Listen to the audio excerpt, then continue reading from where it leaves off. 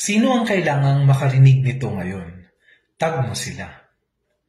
Naranasan mo na ba na ikaw ay naguguluhan, nahihirapan? Yung tipong ikaw mismo, hindi mo na naiintindihan ang sarili mo? At ang iniisip mo na rin ay walang sino man, walang nakakaintindi sa'yo? Aha! Tandaan, kapag sabay-sabay ang mga iniisip natin, talagang tayo ay maguguluhan, mahihirapan at mag-iisip na hindi na natin naintindihan ang sarili natin at walang sino man ang nakakaintindi sa atin. At kapag umabot na tayo sa ganyang punto, yan ay palatandaan na kailangan nating lumapit. Tandaan, help is available.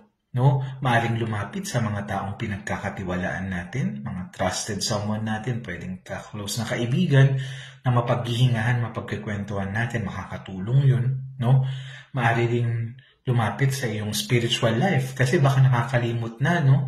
Tandaan na pwedeng di mo naintindihan ang sarili mo, pero siya, naintindihan ka niya. Alam niya yung nangyayari sa'yo.